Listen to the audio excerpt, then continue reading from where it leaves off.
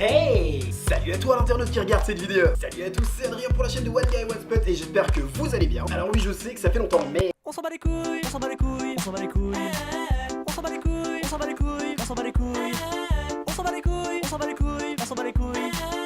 Alors comme vous avez pu voir au titre de la vidéo, aujourd'hui on va voyager au Japon. Alors non, j'y vais pas là. Enfin, c'est pas que moi je veux pas, hein. Par contre mon portefeuille lui. En fait, pour ceux qui ne le savent pas, ce qui doit être le cas pour la plupart d'entre vous, il y a un an j'ai pris la meilleure décision de ma vie qui était de quitter en fait ma routine quotidienne pour me lancer à la découverte du monde en commençant par le Japon, qui me relancera donc sur un gros projet pour 2019-2020 dont je vous parlerai dans une prochaine vidéo. Bref, je parle beaucoup pour ne rien dire et on s'éloigne du sujet. Dans la vidéo d'aujourd'hui, je vais plutôt vous expliquer comment organiser son voyage ainsi qu'une fois sur place, et dans la deuxième partie, je vous expliquerai les incontournables selon le programme que je me suis fait. Parce que oui, qu'on se le dise bien, le Japon c'est pas donné. Mais il n'est pourtant pas impossible d'y voyager pour pas cher et c'est de ça qu'on va parler aujourd'hui. Allez, trêve de blabla, je vous explique.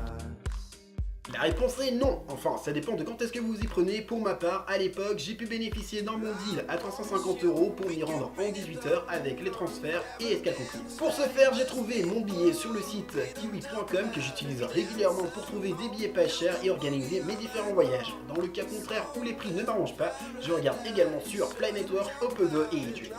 Alors non, cette vidéo n'est pas sponsorisée, néanmoins, si une des entreprises ou compagnies citées dans cette vidéo voyait par hasard cette vidéo et avait envie de m'offrir un voyage pour mon anniversaire, sait-on jamais, le 21 février, ou de l'argent, moi, voilà, je suis preneur. Voilà, c'est comme ça, je sais en passant.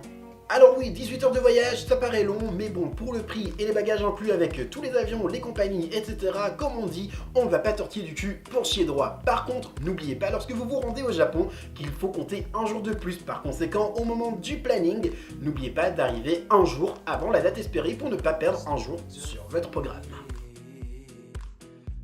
Il est important de savoir que votre voyage au Japon s'organise dès votre arrivée à l'aéroport en ne commettant pas la même erreur que moi qui était d'être trop excité et prendre le premier train pour Tokyo Centre sans même un plan de la ville. Pour ce faire, il y a deux choses sans lesquelles je ne vous conseille pas de quitter l'aéroport si vous ne voulez pas être perdu, seul ou abandonné dans une ville et une langue que vous ne connaissez pas pour un premier voyage. Premièrement, je vous conseillerais de prendre du temps dans l'aéroport afin de vous acheter une carte SIM internet qui, elle, ne contient pas de numéro mais qui, comme son nom l'indique, vous donnera accès à internet de manière illimitée dans tout le Japon sur la durée de votre voyage, qui sera comprise entre 1 et 30 gigas. Maintenant, dites-vous que plus de gigas vous prendrez, plus cher vous paierez, mais ça, c'est logique. En deuxième lieu, il sera très important de vous acheter votre carte de métro japonaise, qui est la carte Suica ou la carte Suica Passmo, qui sera en fait votre passe-partout dans toute la ville. Je vous laisse un lien dans la description. Il est intéressant de savoir que, contrairement à d'autres pays du monde, le Japon, lui, ne possède pas de carte mensuelle ou de carte annuelle, pour la simple et bonne raison que toutes les stations ont des prix différents.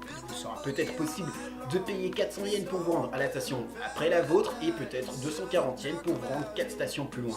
Ouais, je sais, c'est what the fuck, mais c'est le Japon. Le point fort de ces cartes, c'est qu'elles vous seront utiles dans l'éventualité où vous n'avez pas de monnaie mais que vous avez faim ou soif. Elles vous serviront à pouvoir vous acheter une nourriture et boissons aux petits distributeurs présents dans les rues en tapant tout simplement votre carte.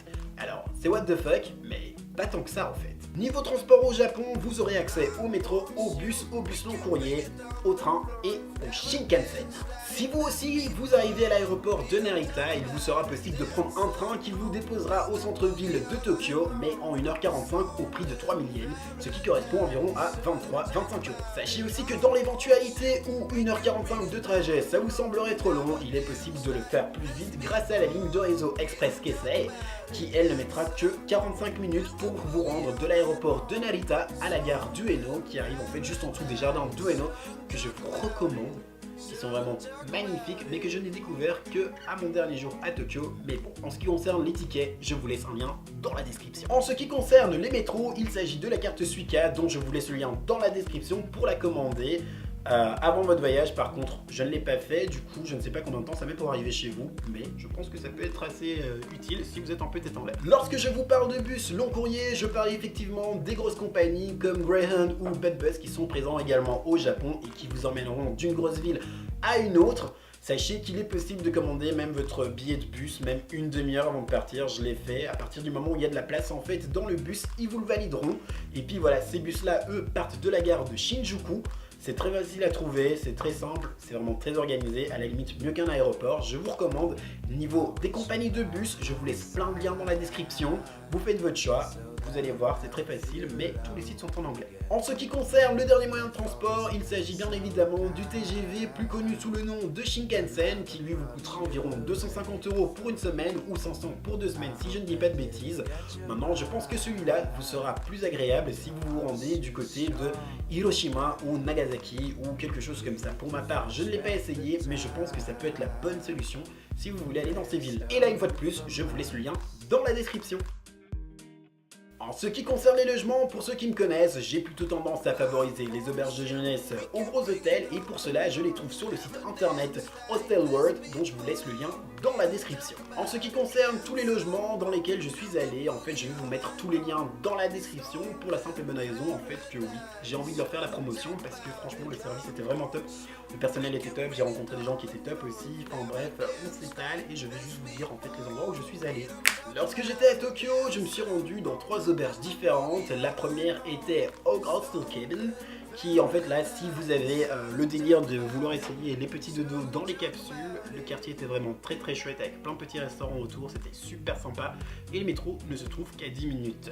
Le deuxième endroit où je me suis rendu, il s'agit de Upstep Inn, qui là était une auberge en fait en dortoir et qui était pas trop mal et j'ai rencontré des chouettes personnes. Je mets la petite photo ici. Hey guys, if you guys are watching this video, big up. Et puis le troisième, il s'agit en fait de l'hôtel Sakura dans le quartier de Asakusa, voilà, qui était en fait juste à côté du temple Sensoji. C'était vraiment pas mal du tout, que je vous conseille. Et puis voilà. Lorsque je me suis rendu à Osaka, j'ai logé en fait dans 2 auberges. La première étant le Bushi Hotel, qui était vraiment très très chouette, petit hôtel dans lequel je suis arrivé vraiment au bon moment, dans la mesure où il n'y avait quasiment personne. Donc en fait on avait l'auberge que pour nous, qui était dans un petit quartier très sympa, très près de la gare, avec tout plein de petits restaurants, cafés autour, etc., karaoké. J'ai même eu l'occasion d'essayer un petit sento qui en fait sont les bains publics d'eau thermale naturelle qui sont autorisés aux tatoués, contrairement aux onsen qui eux sont interdits à tous les gens qui ont des tatouages en fait tout simplement. En deuxième lieu, je me suis rendu à la Guesthouse UN et qui là était vraiment très sympa. Je n'y ai passé qu'une nuit, mais le personnel était vraiment au top. Lorsque je me suis rendu à Kyoto, là je me suis rendu à Backpackers Hotel Case House Kyoto, si je ne me trompe pas, qui là était en fait, ça ressemblait à un gros hôtel. C'était des trucs en dortoir, mais vraiment très beau. Et en fait ça paraît vraiment très luxe, etc. Mais les nuits sont vraiment pas chères du tout. Et ça c'était top. On était à 10 minutes du vieux Kyoto, là où tout se passe en fait tout simplement. Et on avait des bars qui étaient pas trop loin. Le métro était lui à 5 minutes à pied. C'était vraiment très top. Et dernière ville où j'ai logé, il s'agit de la ville de Kawaguchiko, en fait avec la vue du mont Fuji tout simplement. Et je vais d'ailleurs vous mettre une petite photo d'une des vues qu'on peut avoir en fait de là-bas. C'était vraiment très sympa. Et puis là, je vous conseille plutôt, si vous allez au Japon en été, allez à Kawaguchiko. L'auberge s'appelle Case House Fuji View. Et là, c'était vraiment très top. Si vous désirez monter le mont Fuji en été, c'est vraiment là qu'il faut aller. Et en plus, il y a la petite pagode dont vous avez vu la photo, qui est vraiment pas loin, etc. Franchement, les gens sont très chouettes. C'est une grosse maison et on s'y sent en fait comme chez soi tout simplement. C'était top. Et plus le lac de Kawaguchiko qui est juste là à côté, franchement c'était juste magnifique. Voilà donc qui touche à la fin de cette vidéo. J'espère que ce genre de contenu vous plaît. N'hésitez pas à me le dire dans les commentaires, mettre un petit pouce bleu et bien entendu vous abonner et partager à vos amis qui seraient éventuellement susceptibles de partir au Japon et qui ne savent pas trop comment organiser. Je pense que cette vidéo peut aider pas mal de gens. Voilà, tout simplement, on se retrouve bientôt pour la partie 2 avec l'explication des incontournables à faire selon moi et les heures auxquelles il faudrait plutôt se lever si vous voulez avoir vraiment de très belles photos. Et voilà, n'hésitez pas également à vous abonner à mon Instagram qui s'affiche juste ici en dessous. Et puis voilà, on se dit à bientôt. C'était Adrien pour One Guy One Spot et je vous dis à bientôt. Allez, ciao!